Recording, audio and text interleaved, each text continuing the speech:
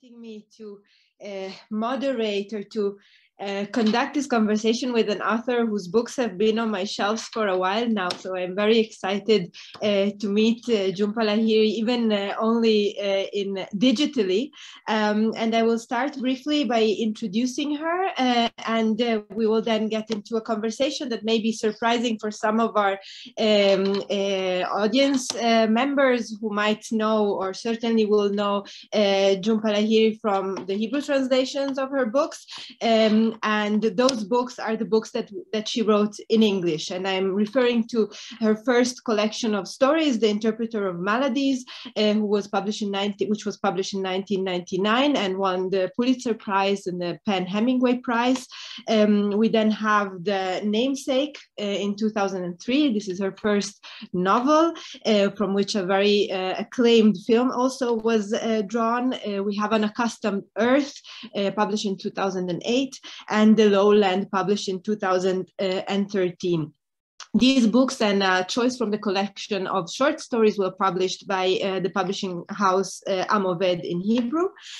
She is a recipient of a number of prizes. She is also a member since 2012 of the American Academy of Arts and Letters. She was professor of creative writing at Princeton University from 2015 to 2022. And from this year, she has become Millicent McIntosh Professor of English and Director of Creative Writing at Barnard College of Columbia University. Into the latest publication is a book published in 2022 in English called Translating Myself and Others, which you can see here.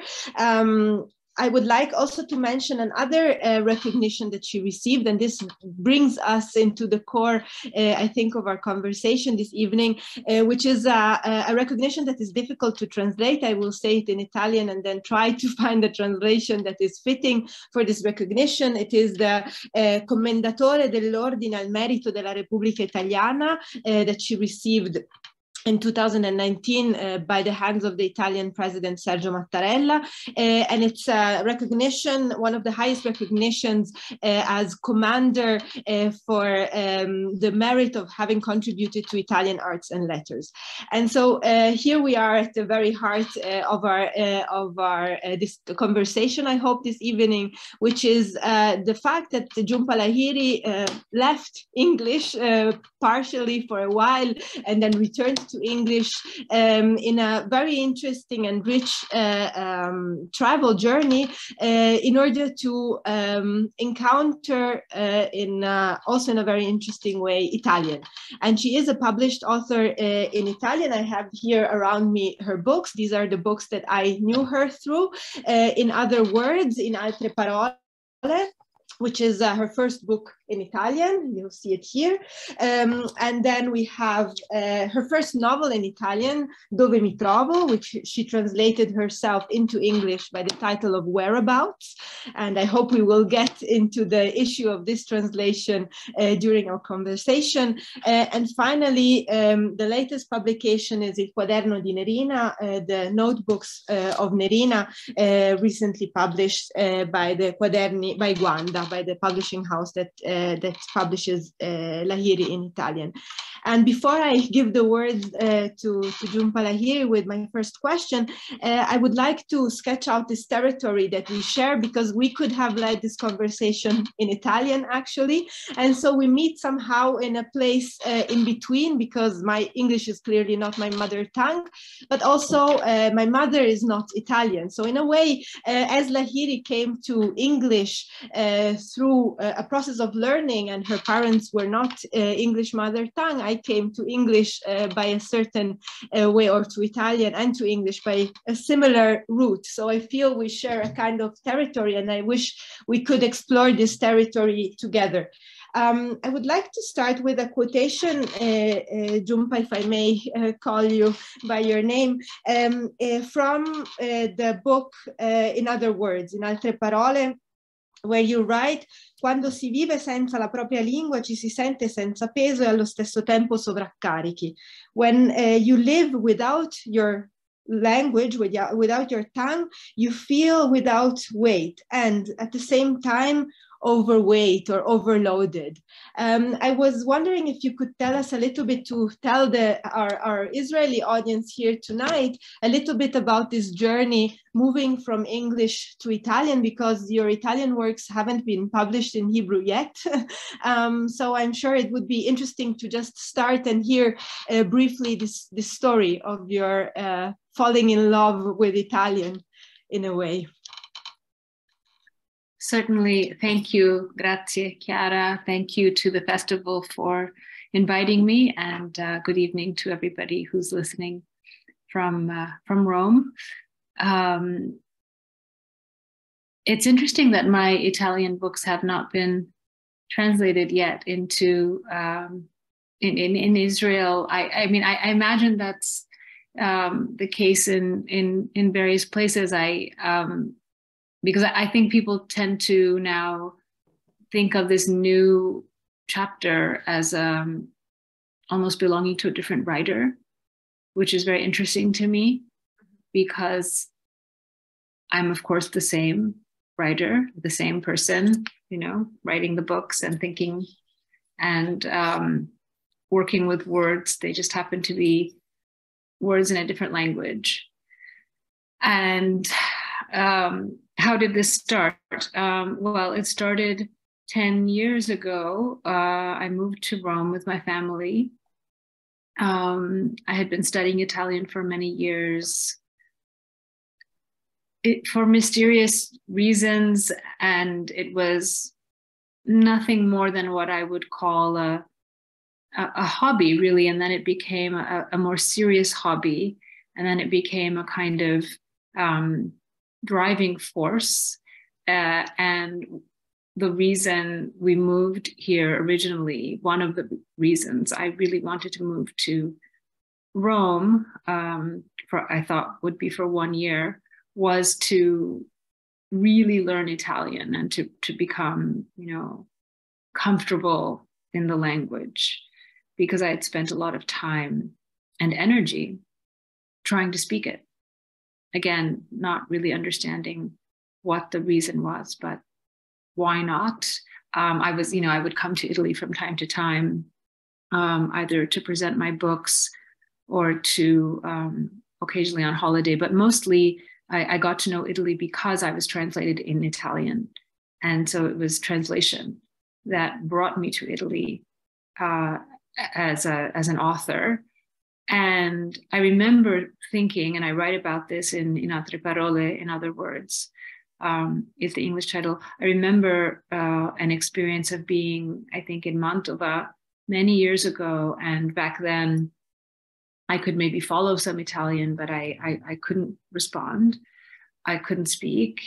And I remember thinking, I would like to get to the point where there's not the third person on stage with us. I would like to express myself in this language on my own terms. And so that was what was pushing me to learn the language, I think, in retrospect. But then when I came here, something very surprising happened. And essentially, I started writing in my diary in Italian because I was so determined to learn Italian well and to speak it well. And I think because I'm a writer, the way that I felt that I could best understand what the language was and what the language needed was to try to express myself in it on paper, in the space of writing. And I started to do this. It started out in a very secretive way, and but it persisted. It grew. It persisted. It began to emerge. Texts, short pieces, stories began to result from this activity of writing in a new language. And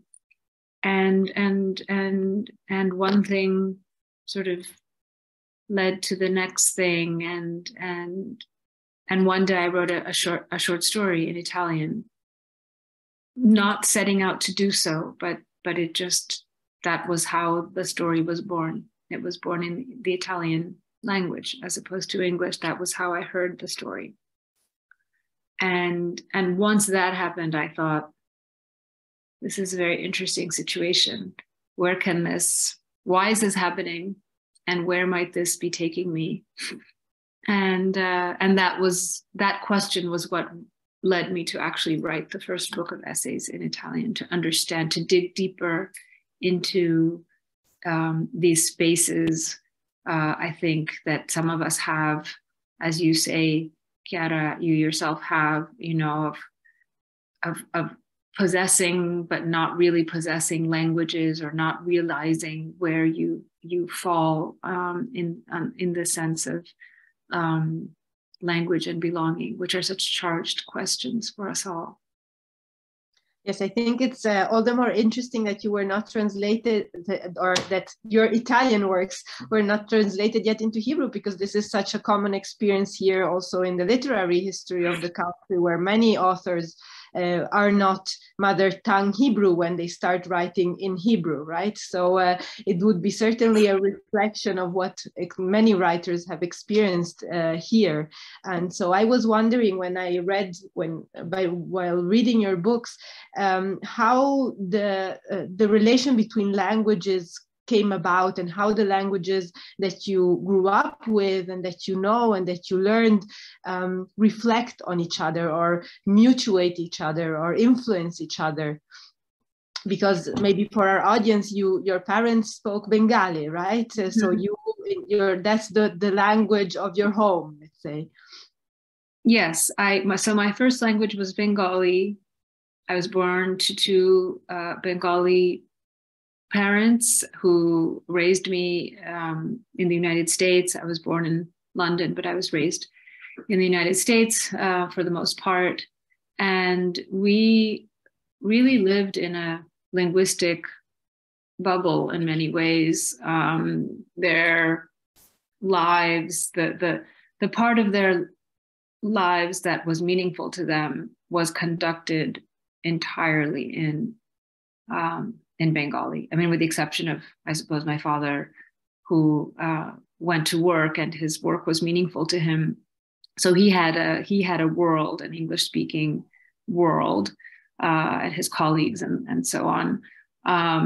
But from my point of view as a child, I only spoke in Bengali with my parents. I only heard them speaking in Bengali to me and to other people.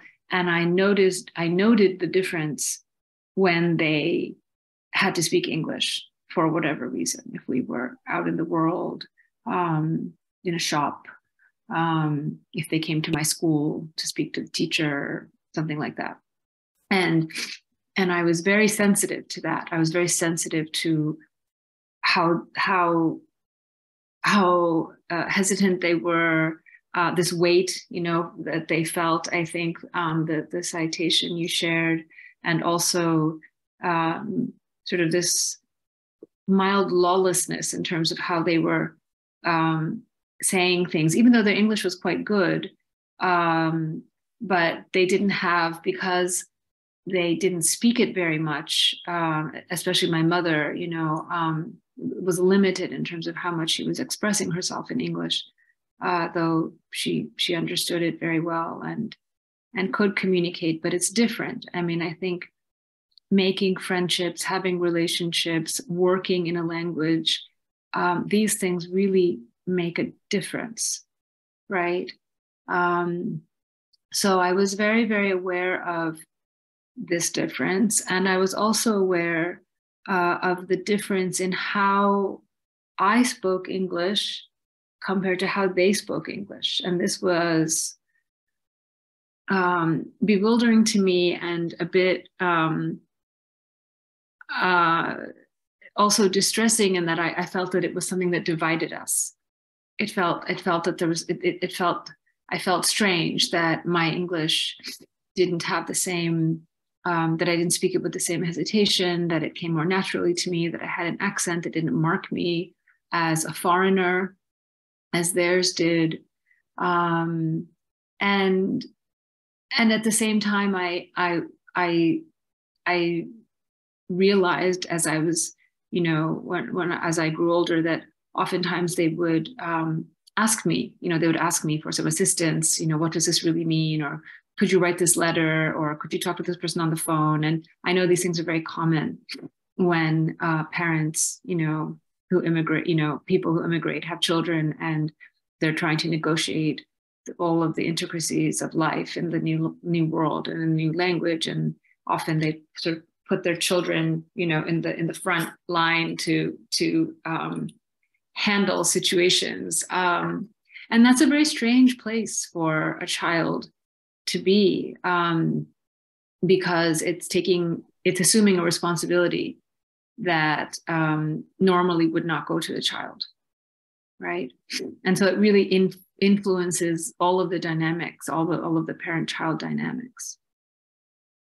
You wrote in Altre Parole, in other words, that is your most intimate book, that it's kind of a linguistic autobiography, right? And in this book, which was published bilingual, by the way, it's also an important element. In the English version, it has the Italian on the side, and you tell this story, right? You tell exactly the story of how how the relation between the languages changed, and I was wondering, Italian really became also a tool to reflect on this multilingual upbringing and on your relation between languages, right? Absolutely, and that's why I have that beautiful quote by Tabucchi at the beginning of In Altre Parole. Tabucchi was an Italian writer who fell in love with the Portuguese language. He discovered the work of Fernando Pessoa, an author I also love very much. And he did, you know, he did his dive into Portuguese and taught Portuguese, and eventually wrote a novel in Portuguese, a very important novel. And he says, and I then quote him in my book, that he had a need, avevo bisogno, I needed a new language, a different language, a language that was a place of reflection and affection, or yeah, I think that's the order of the quote.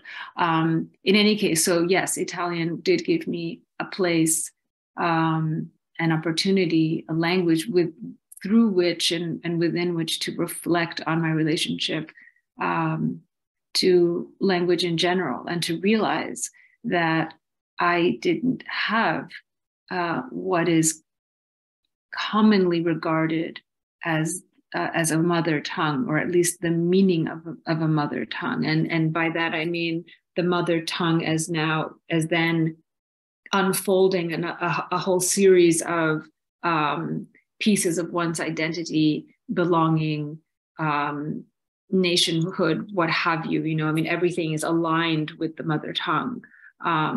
For some people, and for other people, it's really not, you know. And I mean, I sort of grew up thinking, oh, my mother tongue is Bengali, and technically it is, because it's the language of my mother and father and my first language, but I can't read it really.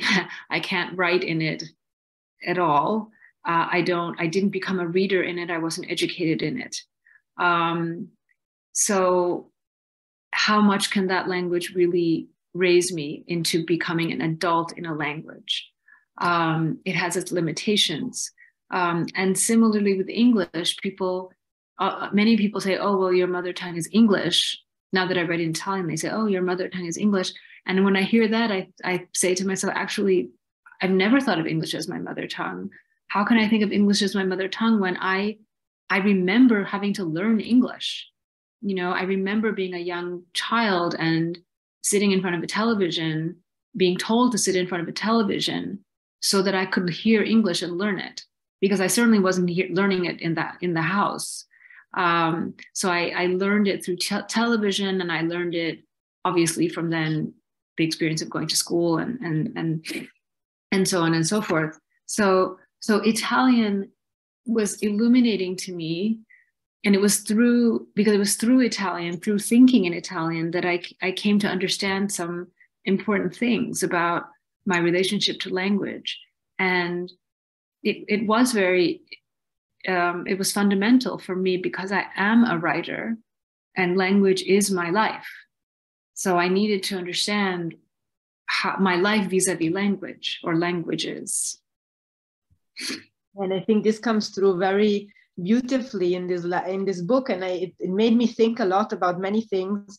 And I wanted to start actually from what you said, from the concept of mother tongue, because I was thinking about it, and you know, in English it's one word, right? In Italian we almost don't use it that much, lingua madre, lingua materna. So I was thinking about the metaphors that you use in the book in order to describe your relation to languages, or the relation to languages. And one of those is maternity, but you decline it in a very fascinating and rich way, because on the one hand, you're the child of Bengali and of English, but you're the mother of English and of Italian, in a way that you describe English as an adolescent, like a stinky adolescent that, you know, has already grown up in a way, and Italian as a baby that needs care. And then in the book on translation that was published recently, you even talk about a relationship of a grandmother. So I was wondering how you think along this matrilineal line, which is a relation of inheritance in a way, but that you create, right? Because you become a mother of a child that is not a biological child in a way. And so you think about language beyond the biological borders that we are used to thinking about it. Yes, that's a really interesting question and set of considerations. I mean, I think, yes, there are a lot of familial metaphors and analogs that I bring to my thinking about language. And, you know, apart from this idea of the mother tongue, which some people adhere to and some people think is a myth, or is, you know, has much more room for interpretation than we think. Yes, I mean, there's the idea that English and Italian are both, because they're both languages I remember learning. I feel that and because I write in them, right? Because I express myself in them as a writer, I feel that I have to cultivate them. And certainly when I was learning Italian, I felt very protective of it. I felt that it was the way I felt when I had my children, and they were newborn and they were vulnerable, and I had to hold them and I had to give them all of my attention because I was creating this, you know, bond with them. That has changed, and I don't feel that same, you know, need to be hovering over Italian in the same way. My Italian has grown up and is walking and talking and running around and doing things. But I think another interesting way that I do continue to think about Italian is it's not so much as a biological child, but actually this idea of adoption, right? So and also, I mean, people, you know, will say it's your adopted tongue or your adopted, you know, Rome, my adopted city. There's this language of adoption that happens a lot of times too, to describe people who go elsewhere, who seek, who create lives and homes and new coordinates in places where they, you know, aren't supposed to be or wouldn't naturally be. So there's a lot of interesting language, I think, to explore about that, about sort of, you know, as you say, sort of biological versus, you know, what is family, what is parenting, what does it mean to raise a family, or to be part of a family, or to be a child. And essentially, I think we're talking about belonging, you know, and that's why these terms are apt, right? There is this beautiful quotation, this beautiful passage in your book where you say: chi non appartiene a nessun posto specifico non può tornare in realtà da nessuna parte. he or she who doesn't belong to any specific place cannot come back to any place, right? So I was wondering what belonging is to you in this respect.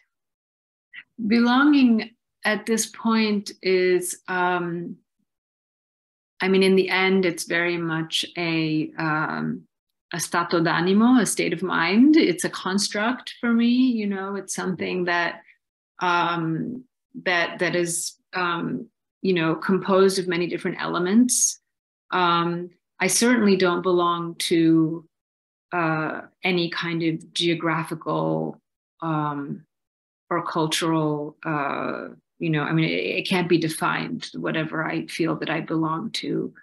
I think, like many people, I'm, you know, trasversale, right? I'm cutting across many different worlds and dimensions. And I belong a little bit, but not fully, to various modes and ways and places. I mean, I think if I had to boil down, okay, where do I belong? I belong to the planet Earth. I belong to my loved ones. I belong to my books and my homes. I have two, one here in Rome and one in the United States, and I move among places and worlds and languages, and I mean, even with India, a place I've never lived,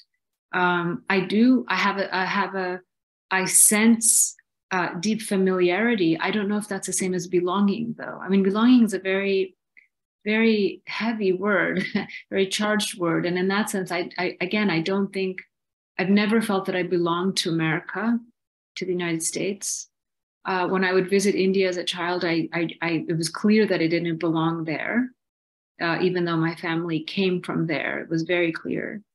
And in Italy, I feel at home. I feel that it's a place that where I feel, in some sense, most at home. But I realize it's not my home. It's not legally my home. It's not in any way my home, right, on paper.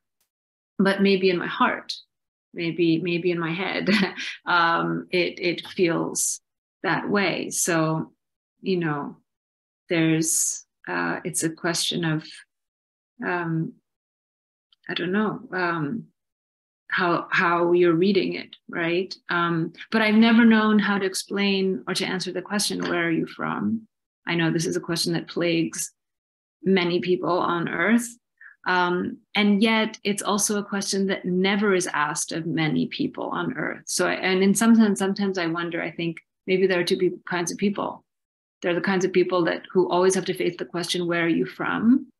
Because there's always something behind the surface that has to be investigated and understood about the person. And then there are people who go through life, and because of their circumstances, they never have to answer that question. Or if they do have to answer it, it's a very simple answer, right? And then there are people like me, people like my husband, maybe people like my children at this point, where there's no, it's, you know, where are you from?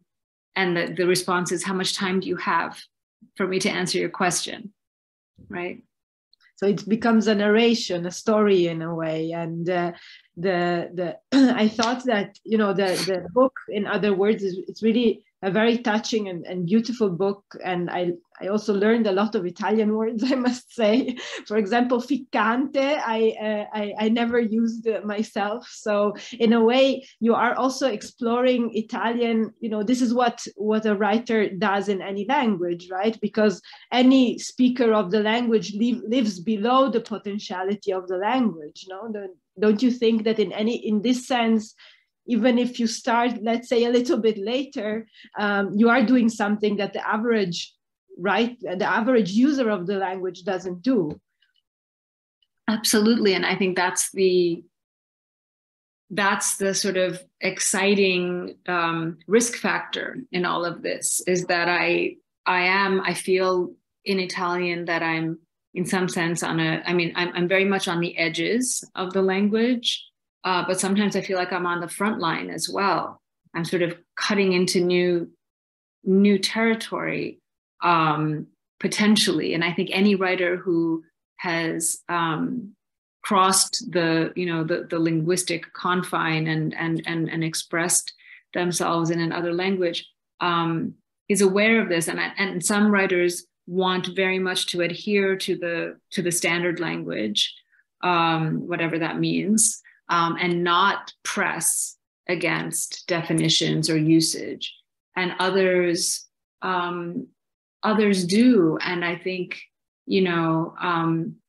like in my new book in Italian, my latest book in Italian is actually a book of short stories called Racconti Romani. It was published this fall in Italy, and it contains a sentence that tends to be remarked upon, and because that's at one point I say that a character likes to mantecare la gente. Okay, so mantecare is this word for like mixing up a risotto, right, to make it all nice and amalgamated, and gente is people. And so I say about my character, she likes to mantecare people. And some people read this sentence and they get really excited. They say, this is so interesting. This is so interesting that you would take the word mantecare and put it in this other context that nobody would ever use. And then other people say, ma non si dice, don't say mantecare, you don't use mantecare like that. Mantecare is for these types of activities, and you could maybe use another word.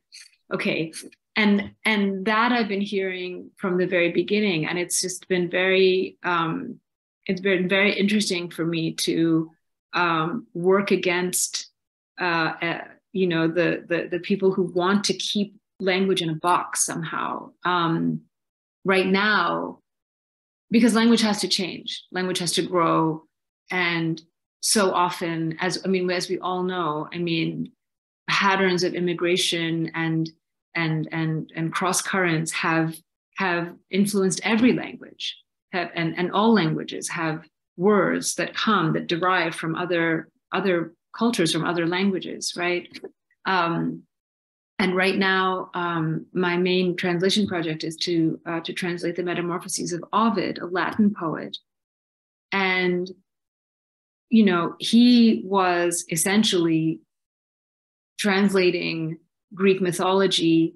He also surely read ancient Greek, and Ovid famously invented words, and many of the Latin authors did.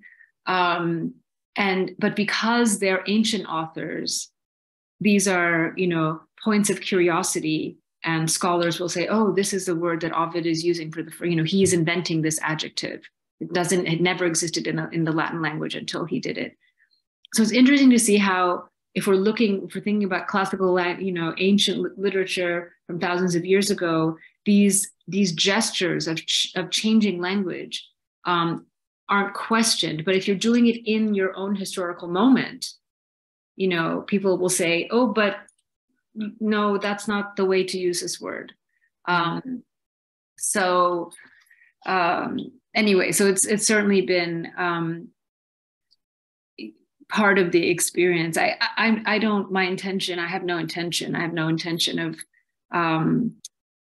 pushing the Italian language in new directions. But I think I think that the purpose, in some sense, the point of my writing in a language that I've learned as an adult is to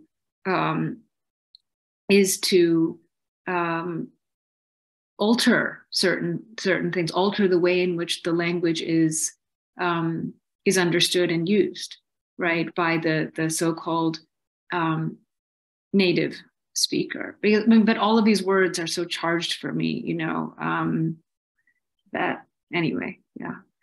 Yeah, you talk very often in the book, in your books, about a relation between freedom and limitation, right? Libertà e limitazione. And so would you say you have become freer in the course of the years with Italian? I mean, reading your texts, your books, I would assume so, but I was very touched by the chapter you in other words, Il Muro, the wall.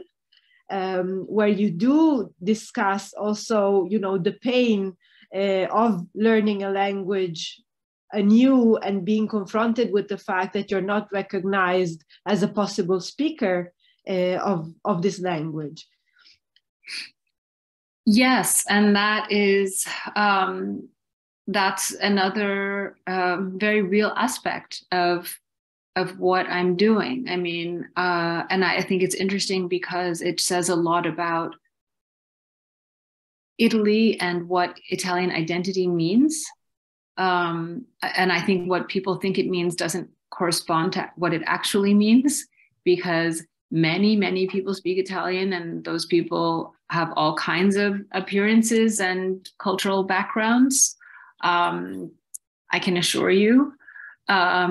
And yet, you know, there is I mean, it's very interesting just to go through, say, Fiumicino, you know, like an airport, you know, and there the people are trained, or even sometimes when you step onto a plane, you ever notice, like if you fly a certain company and the person who greets you when you embark is either going to say hello in the universal English language or greet you in the language of the, you know, the company of the airline, because they are trying to think, does this person, you know, is she Greek, or, you know, we just flew Aegean, is she Greek, or is she, you know, for whatever the country is, like they try to do this little thing. And it's very, very interesting. It's very, very interesting to me when this happens, you know, and sometimes it would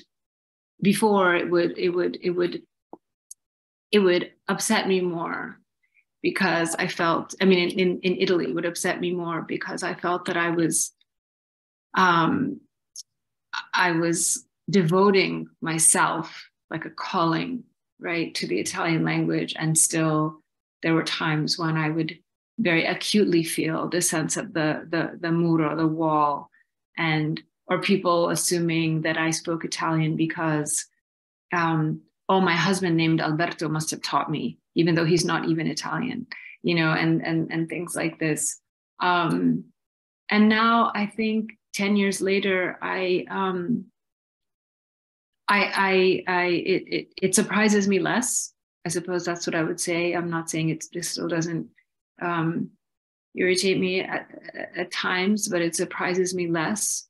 People are still very curious as to why I write in Italian. People are still very curious. People who don't know me or don't know that I'm a writer are very curious as to why I even speak Italian.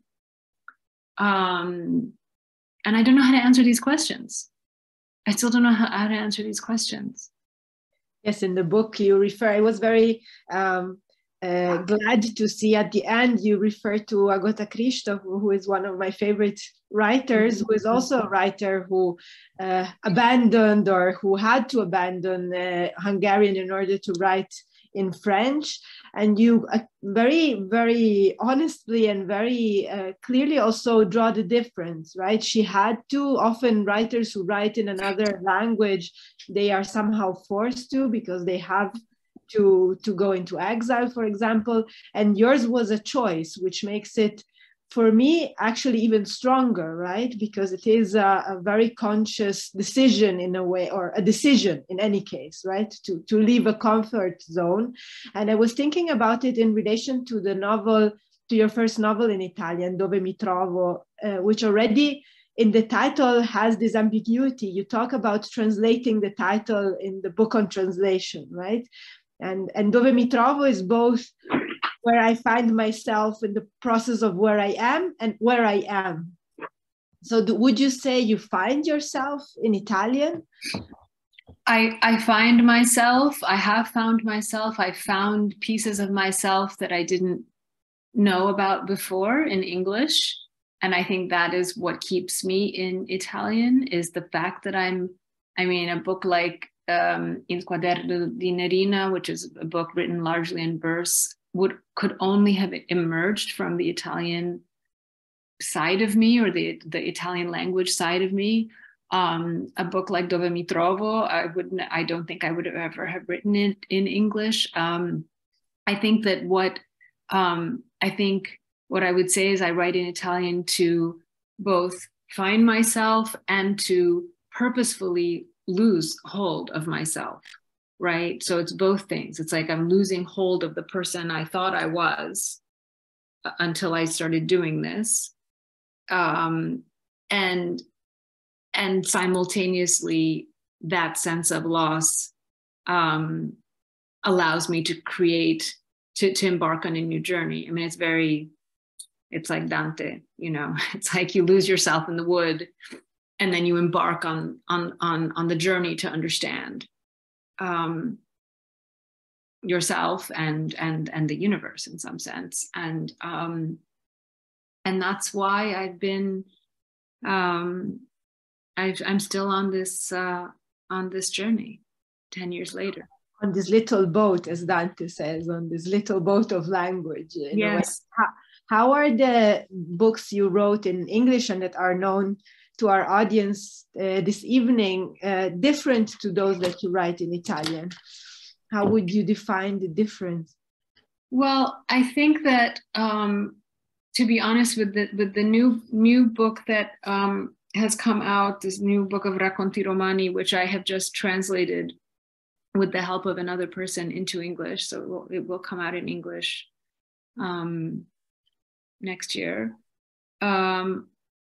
People say, and my readers here have been remarking that I've now sort of come back through Italian to rejoin, in some sense, the English language writer, but in a different way. It's more like, it's not completing a circle, it's more of a spiral situation, right? So I've completed a circle, but it's not fully joined with the starting point, because that wasn't the point.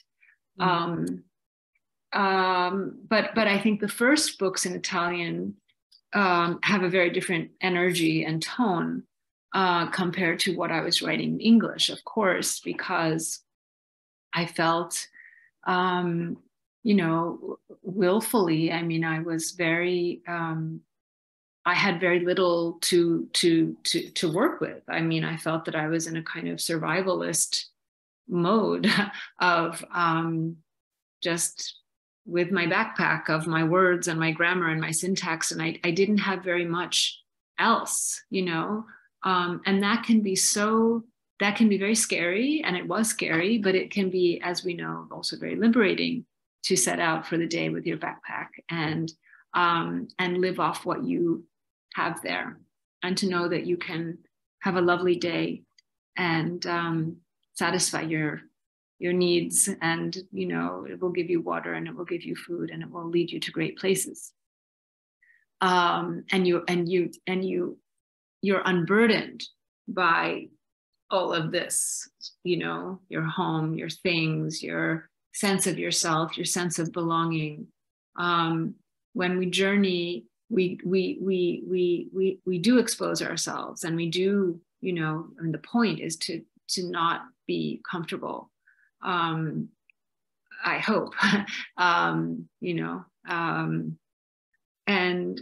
it's that combination of the sort of lack of comfort, lack of security, but only through that, only by exposing yourself in that way are you able to access the other. Are you able to access the other who is in yourself, right? So that's why, again, that's what drove me into the language in the first place. And so those early books have a much more kind of, they have a much more essential energy. And in fact, I discovered Agata Christoph in Italian when I started writing in Italian, and I was very influenced by sort of how direct her writing was, And it's very different from, what many people think of as sort of a typical Italian way of writing. Now, after editing a book of short stories for Penguin Classics, containing 40 Italian short stories, I can assure everybody that there is no typical way of writing in Italian, and that Italian takes all Italian prose by now comes in, in all kinds of sort of stylistic variety, and there's very, very stripped down writing in Italian, and there's very complex, writing in Italian, and there are many things that are sort of in between.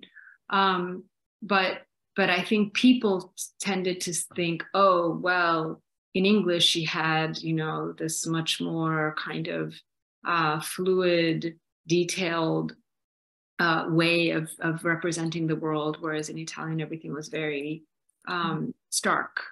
And I think that in this new book, I think there are 9 stories, 9 stories, and some of them have still a little bit of that essential energy, and then others are reconnecting with the more kind of leisurely way of telling something or describing something, and the more layered way of telling something and or describing something. So it's interesting to me to see how these different approaches can now be working together in a single moment of my writing life. In the book, in other words, you refer also to Natalia Ginzburg, to the family lexicon. And reading your book, I actually had the sensation that it is a kind of family lexicon of your own, right? What Ginzburg does with the language of the family, you do with Italian as a language that you are learning, and where you're gathering all the possible influences through reading. For example, it's a beautiful book about reading, I would say. And I was wondering how the relation between writing and reading is in this constellation of languages, where, for example, Bengali remains a more oral language rather than a read language. But I wonder if there is also an echo of that still in your writing in English or in Italian. I think there are echoes of all 3 languages in whatever I'm writing, because they are just the 3 languages that are circulating. So I think if you know a language, when one knows a language, one is sensitive to the language, one is sensitive to the way the language behaves and moves, and the way things make sense, what makes a line elegant, what makes a sentence rich, the sounds, So I think all 3 languages are circulating in some form. And certainly when I think about something, an experience or a situation that draws upon my life as a child, as a person who was raised by Bengali parents and into a Bengali culture, the language is one of the most dominant things that I had, because I was raised outside of the place where the language is just spoken in an everyday way, right? So there was sort of excess emphasis, if anything, on the language and understanding what things meant. And how does, you said that Il Quaderno di Nerina, the notebooks of Nerina, which is a very complex operation of an edited volume that you find an edited volume of a notebook with comments, with footnotes of poetry. How you said that it is something that could only come about in Italian. Why is that? Because I had never written poetry before in English. So it's only in Italian that I become capable of writing in verse. I mean, that's very revolutionary for someone who has only written, someone who had only written in prose. And I felt that poetry, as much as I love poetry in all languages, always felt like another language to me. It felt like an inaccessible form of expression from coming from me. Whereas working in Italian, writing in Italian, reading Italian, one day I started writing in verse in Italian as well. So that was certainly something that could only have emerged from Italian. And I think this goes back to the question of reading. And my reading diet remains not exclusively as it was for a time, but dominantly still in Italian and now Latin, because I'm working with Ovid, and I'm reading a lot of commentary in Italian of Ovid. So now a fourth language is in there, and there are all sorts of switches and places, right, for different points of connection. And I'm working, the poem is being translated into English, right? So in that sense, I'm also reinvestigating English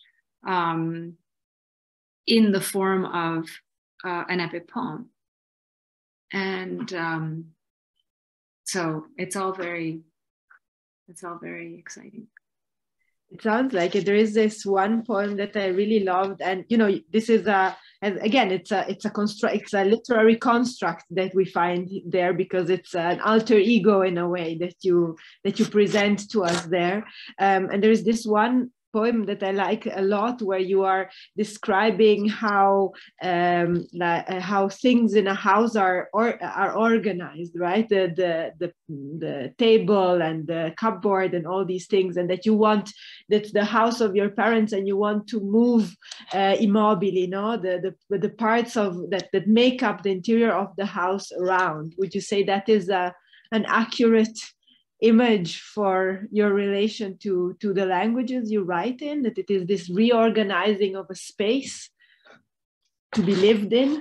Probably. I'm constantly dreaming. My dreams are full of being in houses, new houses. Just last night, I dreamed that we were moving into a new house again. I often dream of my homes, former homes, or current homes that are unrecognizable. I think this is probably very common. I know this is very common sort of dream category of dream. But yes, and it goes back to, again, to the question of language and belonging and rootedness and the act of moving, and all of these things are very much interrelated. Mm.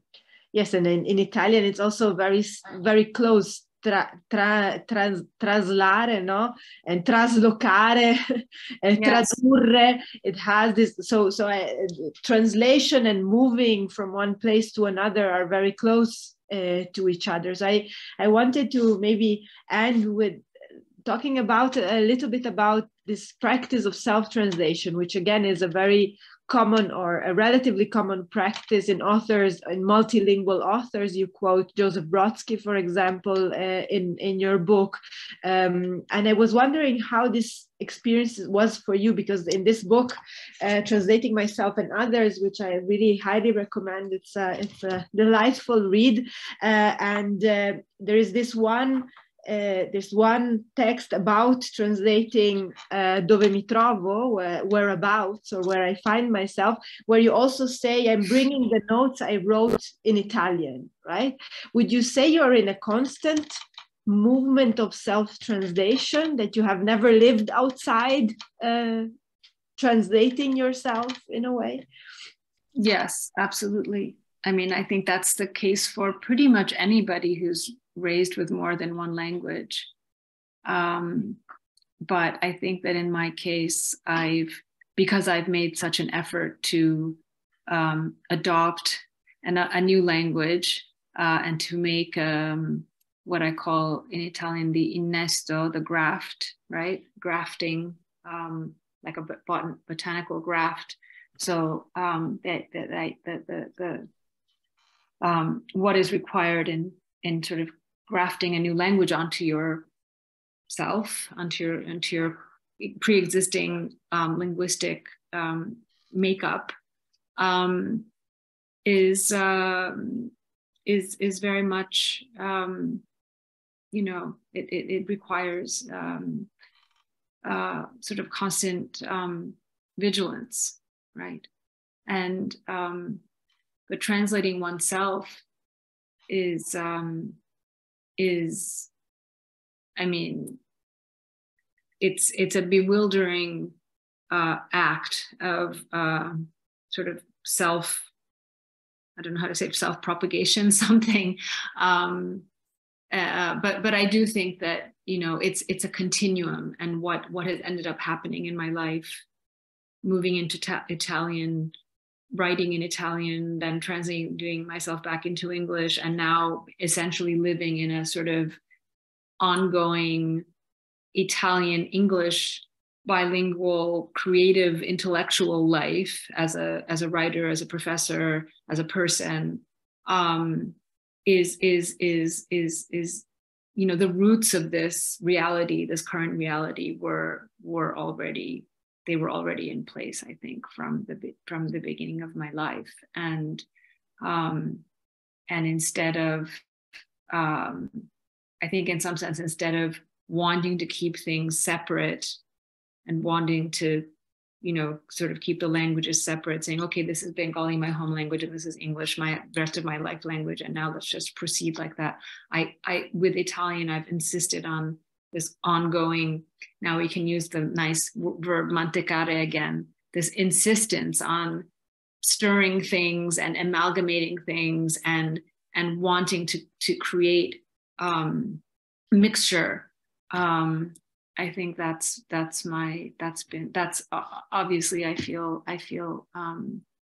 something is pushing me to keep doing that. And now with Latin, with the translation from Latin, it's as if you are also looking at where Italian has come from in a way, and absolutely using the Italian in order to rediscover it from the Latin in a way. Well, I think what drew me to English in the first place, what drew me to Latin in the first place as a student was because I wanted to understand where English was coming from. And of course, a lot of English does come from Latin, not as much as Italian. Of course, almost all of Italian is coming from Latin, but a fair amount of English also came from Latin, which is why I'm always trying to find out sort of what is behind the word, what is behind the words. And Ovid is also a very important metaphorical reference point in other words, because you talk about assuming this other language as a form of metamorphosis that is continuous in a way. Yes, very much so. Very much so. Everything, well, all of life, but everything we've certainly been talking about tonight can be read in an Ovidian light, in an Ovidian key, because of his insistence on life as transformation. And I think on this note, Asaf, I see Asaf appearing on the screen. I want to say that the thing to end this, actually, this is the last event of the festival, the Zoom event of the festival, and to end with the keynote of the transformation, I think it's wonderful. I want to thank you both, Jhumpa Lahiri and Dr. Chiara Cardona. I also want